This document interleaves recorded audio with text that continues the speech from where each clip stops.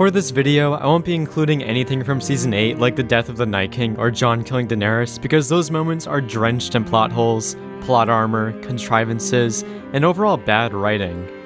If I were to include any best moments from Season 8, I'd rather pick something like Brienne becoming a knight or Click Gamble, given that they're at least enjoyable, but I'd rather just watch any of my top 25 moments on repeat.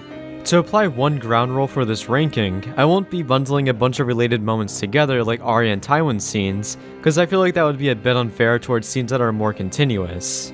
And as always, this is my opinion. Number 25, Viserion destroying the wall. You know what? Scratch that. I'm making this an honorable mention. This scene would be 10 times better if David and Dan had not shown the Night King turning Viserion at the end of Beyond the Wall. It would actually give the ending of the season a lot more shock and awe, instead of everyone just waiting for it to happen. Because of this, it gives the whole scene a much more predictable nature. It is visually spectacular, but it's just a moment where you go, yep, that was cool, and then move on since it doesn't add much besides it being an extension to the prior reveal. It's like if David and Dan were to show us a scene of Tywin deliberating with Walder Frey before the Red Wedding to kill Robb Stark. That initial dialogue would be shocking, but it would ruin the big moment of the Red Wedding. So instead of Viserion destroying the wall, I'd rather pick a scene with a lot more value to contribute, which is Tywin's opening scene as number 25. This is a pure, unadulterated classic Tywin Lannister scene. Literally every line that he delivers in this scene has gained a status as if they were lines in the Holy Bible. A lion doesn't concern himself with the opinions of the sheep. Tywin Lannister oozes wisdom with every breath he takes, and his opening scene is by far one of his best, because he's not just lecturing Jaime, but he's also lecturing the audience about how the Lannisters operate. All of these lines are great, and the reason why I'm not putting this higher on the list is because this isn't a dialogue scene that's injected with a lot of emotion. And that's not the fault of this scene, that's just me liking dialogue scenes that have more of an emotional punch to them. But as it stands though, this is a perfect introduction to not just Tywin Lannister, but to also House Lannister. And come on, skinning a deer while delivering a monologue is so goddamn badass. Number 24, Oberyn Martell declaring he'd fight for Tyrion. Now for this scene, I'm not just referring to the twist reveal that Oberyn will be Tyrion's champion, but also the long and juicy monologue that Oberyn delivers prior to the twist. I think this is a very heartbreaking reveal that shows the prejudice that Cersei has always felt towards Tyrion through a more neutral perspective. This is shown when Oberyn details his interaction with what he believed at the time would be Cersei unveiling a freak, but in actuality, it was just a normal baby. When this revelation happens, the music kicks in for a very sincere moment. It doesn't matter, she told us. Everyone says he will die soon. I hope they are right. This whole scene is also heavily carried by the acting. Pedro Pascal is a goddamn legend, and you'd be mistaken if one of his main monologues that ends with a triumphant punch wouldn't be on this list. I really enjoy the irony of this scene too. A man who fundamentally hates Lannisters ends up helping a Lannister. It's overall very gratifying having the scene in a season where Tyrion was essentially getting dunked on by every character in the show. Thank you, Oberyn. I love you, man. I would gladly take a spin-off where we just go on adventures with you. Number 23, Robert and Cersei having a conversation. At face value, it may seem weird to be putting this scene on the list given how casual it is, but almost every line is so distinctly quotable. We have Cersei poking fun at Robert and Ned's bromance. I'm sorry your marriage to Ned Stark didn't work out. Robert's clever rebuttal to Cersei's strategic advice. It's a neat little trick you do. You move your lips and your father's voice comes out. Foreshadowing for when the Dothraki eventually make it to Westeros. Witnessing how intellectual Robert is when he's not drunk out of his mind. A sincere look as to what went wrong with their relationship, and the tragedy of what lust can do to a man through Robert's mention of Lyanna. And 7 kingdoms couldn't fill the hole she left behind. This scene consistently offers so much value in terms of character development and even world building, especially for Robert's rebellion. This whole scene is about 6 minutes long, and it breezes by due to the sheer fact of how intriguing the dialogue is. Overall, a shining example as to how great dialogue scenes were in the earlier seasons. Number 22, Chaos is a Ladder. The classic iconic duo of intellectual battles that is Varys and Littlefinger. There's quite a few scenes where they hash it out, but I think my favorite is the one in season 3 where Littlefinger delivers one of his best monologues in the show about chaos. The only reason why I'm putting this scene a bit low on the list is that it's kind of short. The scene lasts for about 4 minutes, and if it was longer and we had more sparring between Varys and Littlefinger, then I would definitely put it higher. But as the scene stands, Varys and Littlefinger have one round of jabs until they start talking about the realm, which then leads into the Chaos monologue. It's still completely stellar, and I think Aidan Gillen, who plays Littlefinger, peaks here in terms of acting. His voice and portrayal of Littlefinger is so chilling and evil. It really makes you think that his character is destined for great things, but we know that's not the case, unfortunately. Number 21. Olenna's death scene. This probably has to be single-handedly the most badass death scene in the show. Maybe besides Lyanna Mormont taking down the giant, but still. Olenna's revelation to Jaime that she killed Joffrey is a perfect way to end her character. And this should go without saying, but Olenna Tyrell is one of the best characters in Game of Thrones. Which is in large part a thank you to Diana Rigg's outstanding performance, and it's a shame that she passed away in 2020, a truly terrible year. But going back to her character, I just loved how much of a savage she could be at any moment. Because of that, she's a very intimidating character, along with her being very smart. This mostly culminates and all comes together in her final scene when Jaime defeats her army. The back and forth dialogue they have before the revelation is somewhat entertaining in that we have a funny roast of Olenna talking about Jaime's mistakes. There are always lessons in failures. Yes. You must be very wise by now. However, Jaime didn't have a lot of interesting dialogue in this scene, and it was basically just a showcase for Lady Olenna, which is fine for the revelation, but not necessarily for the first half, where it was more of a back and forth between the two characters. That aspect could be better, but undeniably carried by Olenna spilling the beans on Joffrey's death, which warrants a fantastic reaction from Jaime. Number 20. Arya killing the Freys. Initially, I would put this moment a lot higher given I really like Arya and how cool her power set is in Game of Thrones, and even the fact that this is the only time she actually uses her power. But the double-dipping nature of Arya killing the Freys in 2 back-to-back scenes feels pretty cheap. What I mean by this is that I really enjoyed Arya killing Walder Frey, but then reusing practically the same scene in Season 7 where Arya kills the rest of the Freys for the same effect feels like lazy writing. It's kind of like what I highlighted earlier with Viserion and how David and Dan revealed his undead resurrection in a prior scene. If they hadn't have included the death of Walder Frey in Season 6 and just opened Season 7 with how it originally opens, then I think it would be infinitely better. It would be a much more surprising and crazy moment to reveal that Walder Frey was actually Arya the whole time, instead of how the scene currently is, in which the audience already knows that it's Arya. This again leads to more of a predictable outcome, when we could have had a much better scene with crazier payoff. This is a fix that would put it closer to the top 15 for me, instead of the 20s. And again, if I'm bringing up any negative aspects for different moments, that's just me arguing why it shouldn't be higher on the list. Number 19. The Hound and Arya's opening scene in Season 4. To me, this is a personal favorite moment that you probably wouldn't find on any other list for top moments. In terms of characters, Arya and the Hound's duo adventure is probably peak excitement in the show for me. Their unlikely bond, back and forth hilarious banter, and their father and daughter-like relationship is truly special. I was pondering over which scenes to pick from their adventures, and this one has them all. It has all the humor you could ever ask for, and some of those moments have become legendary memes like the Hound wanting to eat all the chicken. I would love to play a couple of those short clips as an example of the humor, but the Hound uttering a single line would definitely demonetize this whole video given that the C word is considered a racial slur according to YouTube. But anyways, even when the action starts, this is the first time in the show where Arya becomes more of her own and helps the Hound in a fight. The callback to Season 2 where the Lannister soldier killed Lamy with Needle was brilliant, and I'm a slut for the Hound eviscerating anyone who gets in his way. Also, the tension before the fight was perfectly built up to, with the Hound degrading the Lannister soldier at every chance he had. Overall, this is a scene I'd love to rewatch and it just makes me so happy. It's a perfect end to the first episode for Season 4, and Arya even got her own horsey to get away from the Hound's stench. Poggers. Number 18. Jon Snow's death. At the time when Season 5 was airing, this was a crazy cliffhanger and everyone was losing their shit. I thought it was easily going to be one of the best moments, but man, that ending has not aged very well.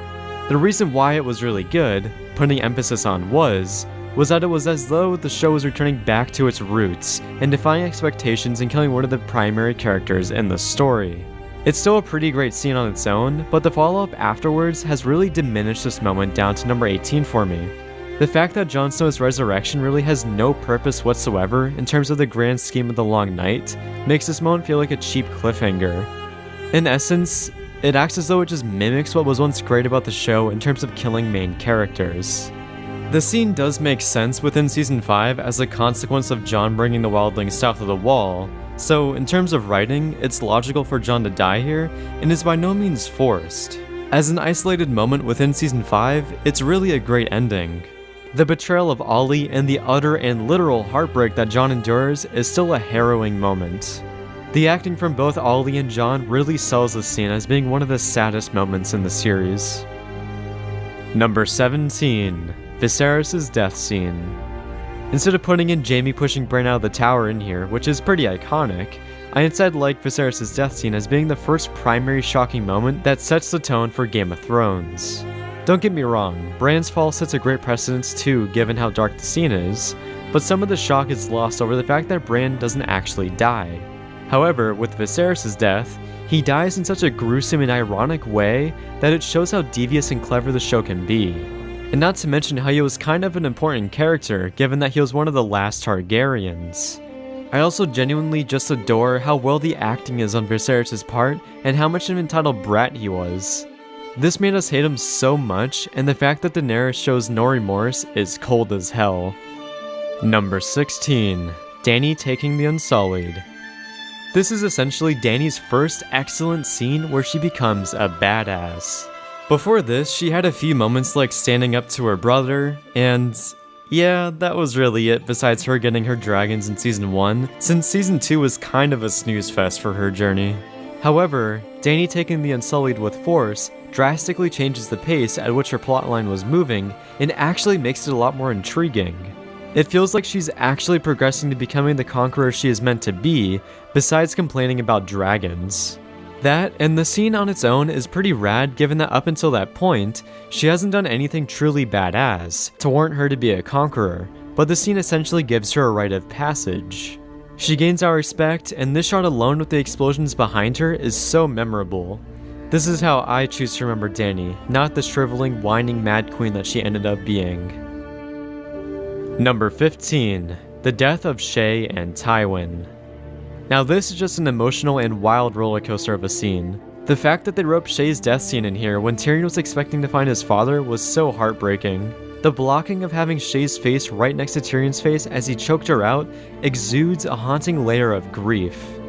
Also, I love how much of a burn it is for Tyrion to find out that Tywin is having sex with the love of his life.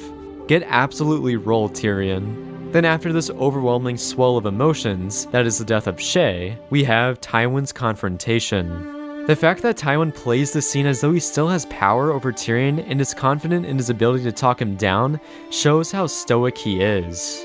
At his most vulnerable, he still comes across as an absolute Chad. And what? You'll kill your own father in the privy? No. Then when he loses that power, he goes straight for Tyrion's jugular by denouncing him, despite just calling Tyrion his son. Overall, a magnificent resolution to the King's Landing plotline of Season 4. Number 14. The Tower of Joy. For this scene, I'm going to be pairing together the two Tower of Joy scenes since they are essentially taking place back to back, and is a direct continuation from where the last one left off. But for the opening Tower of Joy scene, the fight with Arthur Dayne was pretty legendary. I'm a big fan of action scenes where they pit someone against multiple adversaries and are still able to make it look believable like in the first Ip Man. Then even more bonus points are added on to the fact that this man is dual-wielding swords. What an insane mad lad. That, and it's impressively very well shot and isn't cut to shit in terms of editing. Like, we actually have a somewhat long take wide shot showing the action. Absolute pog. The choreography more than makes up for the fact that someone shouldn't really win in a fight in this circumstance. Then after that, we have the reveal that Jon Snow is a Targaryen. So I mean, a great action scene paired with one of the biggest reveals of the show makes this a top tier scene. Number 13. The Spoils of War. So visually, this is a pretty sick sequence where we finally get the long-awaited payoff of Dragon Mayhem. We technically got it at the end of Season 6, but that was pretty underwhelming given that they only destroyed one ship. But here, Daenerys is rolling the Lannisters, and the production value of the battle sequence is pretty impressive. Burning dozens of people at a time in a longer take and multiple high-octane strafe runs make the sequence very fun to watch. However, the main reason why I would rate this as one of the lower battle sequences is that, for starters, the ending is pretty much trash. Jaime charging Daenerys has to be one of the stupidest moments in any battle sequence. Then his plot armor saves him when Bronn comes out of left field to save the day, and somehow carries his heavy armored ass out of the lake. There are also some other questionable decisions made by Daenerys, like destroying a lot of the supplies, not doing a strafe run down the front line of soldiers, and how the hell she was able to get from Dragonstone to Highgarden so quickly. Besides some of those stupid aspects, it's still a gripping sequence that shows just how scary and deadly dragons are in war.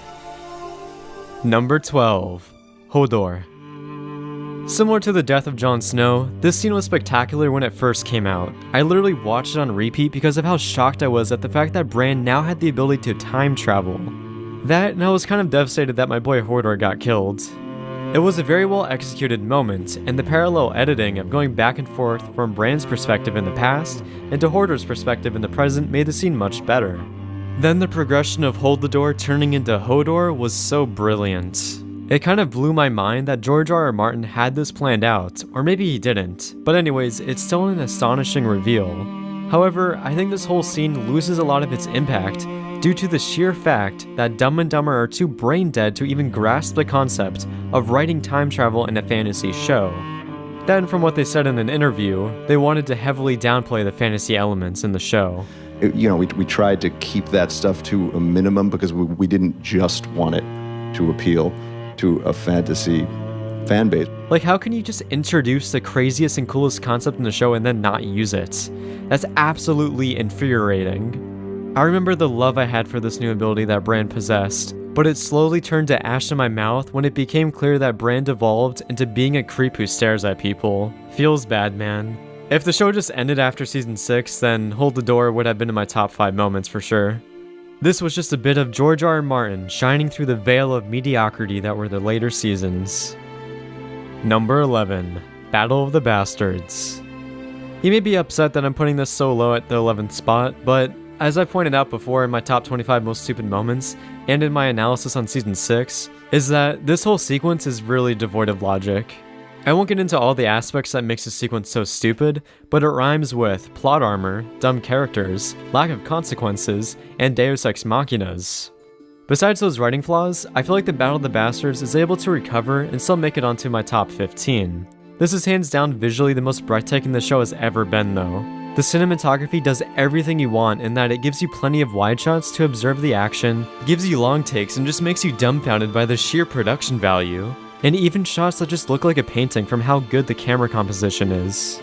It's really gorgeous, while the action is so engaging because it's constantly evolving throughout the battle so that it doesn't become dull. Also, the pure carnage and onslaught is crazy.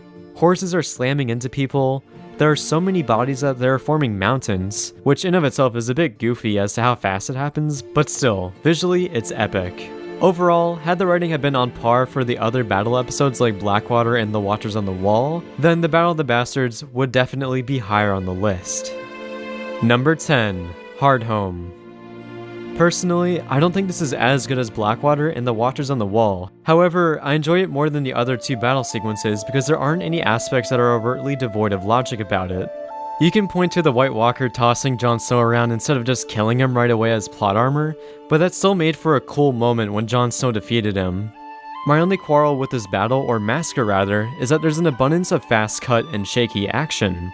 To instill a sense of chaos, you do need these elements, but I think David and Dan overused them. It can get very tiring and visually repetitive by relying on this type of action, which was a major issue in the Battle of Winterfell, although it was much worse there because it was also pitch black. But in Hardhome, the amount of longer takes with our characters is great, but I personally wanted more of that. Besides that one small flaw, the action is still impressive, and the sequence sets up the Night King as being one of the most formidable antagonists in the show. This shot of the Night King raising his arms as if he's taunting Jon Snow is so visually stunning. In terms of the entire show, I think this is the most iconic shot. Just a very chilling end that slows down the pacing to allow the audience to take in what the hell just happened. Number 9. The Purple Wedding. This is probably the most satisfying death in all of Game of Thrones, which in large part is a testament to how much of a spectacular villain Joffrey was. Jack Gleeson absolutely destroyed the role, and it's a shame that he quit acting. The amount of sinisterism that was portrayed through the character and how unpredictable he was terrifying. Then his death, as satisfying as it was still able to instill a shred of sympathy. As Olenna said in Season 7, it looked like a terrible way to go, but man was that a crazy end to his character. That, and it leads to a great performance from Cersei freaking out and accusing Tyrion. Also, having his death be the primary driving force of conflict for Season 4 was so much fun.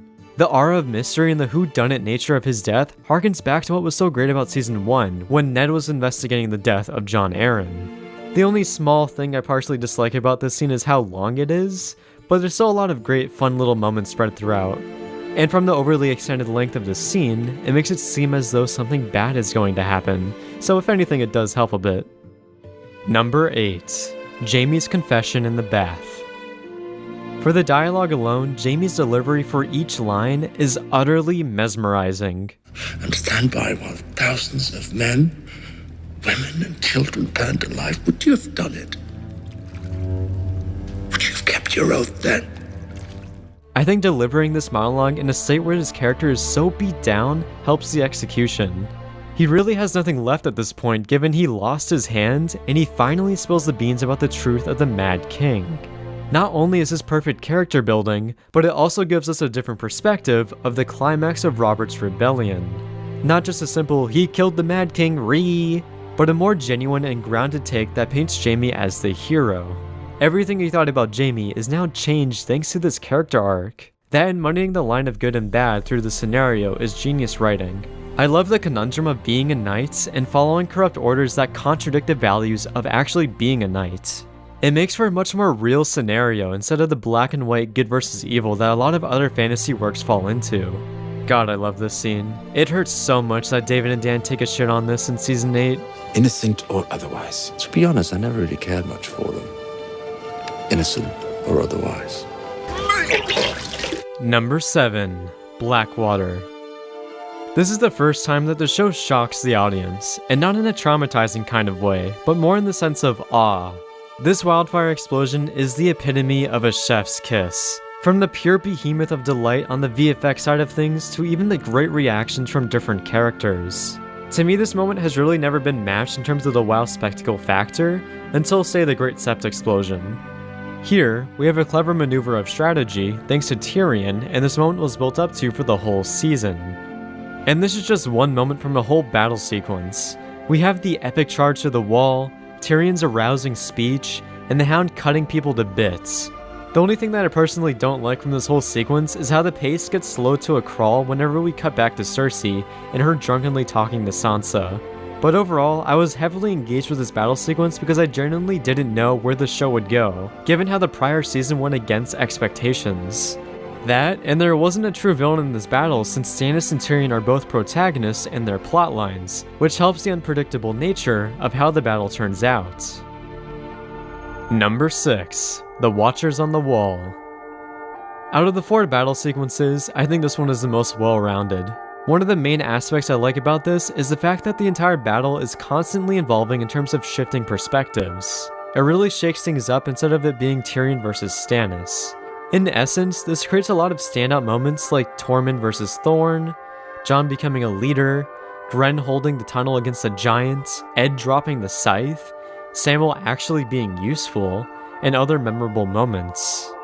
The choreography throughout is very impressive because there are multiple long takes in which people are always fighting in the background. So it makes it feel as though this is an epic battle where everyone is fighting for their lives. Then the ending of the sequence surprisingly gets really emotional with the death of Ygritte. The shift in music during this moment flows expertly, and I love Ygritte's theme. It perfectly helps the shift in tone, and the final slow-mo dolly shot that pulls back is breathtaking. Hats off to the Watchers on the Wall. Number 5. Oberyn versus the Mountain. I know that entire battle sequences have a lot to offer, but personally the next 5 points I love to death, and I can watch them at any point in my life and still be thoroughly entertained. Oberyn vs. the Mountain easily qualifies as one of those scenes because it has everything you need in life. Chad Oberyn, Daddy Tywin, wicked action, lots of furious passion, witty dialogue, some beautiful shots, a stunning twist, and my favorite death in Game of Thrones. Similar to the Red Wedding, this moment literally paralyzed me and I looked exactly like Tyrion at the end of the episode. Writing this scene to make it where Oberyn essentially wins the fight, but gets blinded by his pursuit to find the truth about Elia Martell, which results in his death, is the perfect way to properly shock your audience. It's entirely within character for Oberyn to want this information, because that's what drives his character throughout Season 4. Not some shocking moment like in Season 8 when Rhaegal gets killed randomly, because that's just completely mindless. This is how you truly amaze your audience, because we don't expect George R. R. Martin to be a Mad Lad again and kill another main character like Tyrion, despite him being stayed by Jaime. But yeah, all the reasons I listed are why I adore this scene, and the only minor issue I have with it is the editing gets pretty cutty at times, but that can be forgiven since Pedro Pascal is doing most of the action. Number 4. The Courtroom Trial for Tyrion. Holy shit, was Season 4 a banger of a season. I don't know whether to call this the climax of the season because the fierce battle of dialogue that happens between Tyrion and Tywin is so riveting. The monologue that Tyrion delivers in this scene is my favorite monologue in the show, and it's so full of emotion. Peter Dinklage really goes all out in the scene, and it shows in comparison to later seasons where it doesn't really feel like he's trying anymore because of how bad the writing is. The courtroom trial just has so much payoff in terms of character interactions, so many callbacks to great moments that come soaring back to bite Tyrion in the ass. And speaking of that, this is probably the best scene with a big ensemble of characters, because they all have something of value to contribute. Unlike the finale of Season 7 where a lot of the main characters just became extras. Also, I always love it when the writers give you false hope with a potential solution with Jaime agreeing to leave the Kingsguard so Tyrion can live, just so that it can be squandered and the story goes in a completely different direction. It really adds to the bombastic twist in the end. And for that ending, I think that's one of the best line deliveries in the show. So I will let the gods decide my fate. I demand a trial by combat. Which is then followed by a piercing stare down between two rivals. Complete perfection of a scene. Number 3. The Great Sept Explosion. This is literally the last time David and Dan actually try to make a good scene. Although they just have writing credits, so who knows. But regardless though, the two main areas that are complete perfection is the music and cinematography. The fact that Ramin Djawadi didn't even get an Emmy for the season is pretty wild. Light of the Seven is one of my favorite tracks in the show, and it perfectly builds the tension within the entire scene. The layering and introduction of different elements in the track, like adding in the chorus when Pycelle starts to get shanked, sends chills down my spine. And that goes for every key moment in the scene where more and more elements in the song get added in. Then when everything comes together in the track, it all explodes in a monumentally climactic moment. This induces just as much awe as the Black Water explosion did, but this time it actually kills some bigger characters. Then the scene ends in literally the most haunting way possible, with Tommen killing himself. He honestly wasn't even that likable, but his death really sticks with you, both in a traumatizing way and in a meme way apparently. Number 2. The Death of Ned Stark. This moment is basically mandatory to be placed in the top 3 of any best moments list, or at least the top 5. I think it's absolutely ridiculous that WatchMojo put this moment at number 8 when they put Arya killing the Night King at number 5. This death really shapes the show as a whole because it sets the standard of tension and danger that surrounds every character. Ned Stark was the primary protagonist of Season 1, and by killing him, George R. R. Martin is essentially stating that no one is safe. Also, the scene is perfectly executed, from the multiple character perspectives, the set piece of the angry crowd feeling the adrenaline of the execution, and even in terms of editing where we get into Ned's headspace as the sound drowns out and we visually see close-ups showing how terrified Ned is. That, and I love the build-up to this scene. The fact that the entire first half plays as if Ned was going to be let go really sells the surprise reveal. Because everyone logically goes, okay, this is building up to the outcome that Ned will survive, he'll be fine. But nope, George just has a gift for taking the story in surprising and fantastic directions. Number 1. The Red Wedding. Jesus Christ, can words even describe how traumatizing this whole scene is? The pure audacity that George has to kill not one, but two main characters in the overall story is insane. That moment when the Reigns of Castamere starts to play and Lady Catelyn immediately notices that something is wrong is such a great small touch. It helps the audience know something is off, since on my first watch through, I didn't really remember what the Lannister theme was. And speaking of first watch throughs, I know at least some of you watching this made a friend or family member watch the show, just so you can see their reaction to the scene. You sadistic animals. I'm really happy I went into this show having not known about this twist, because it really comes out of nowhere. For the Purple Wedding, you at least know something bad may happen, but here, we're with one of the main plot lines. Surely they won't pull another Ned Stark situation, right? Right? But yeah, overall, it was such a tragic scene, and the gruesome violence really adds to the shock value that we endured. I don't think anything can ever really match this layer of mortifying shock that this scene puts you in. From that alone, the Red Wedding has my full respect. So yeah, those are my top 25 best moments in Game of Thrones. There's not much need to make this video any longer with a long conclusion, given that it's shaping up to be about 31 minutes. Whoa Jack, so much editing. Regardless though, I hope you enjoyed the video, and if you have a suggestion for another ranking video, let me know since I generally read through most of the comments, especially if you're early.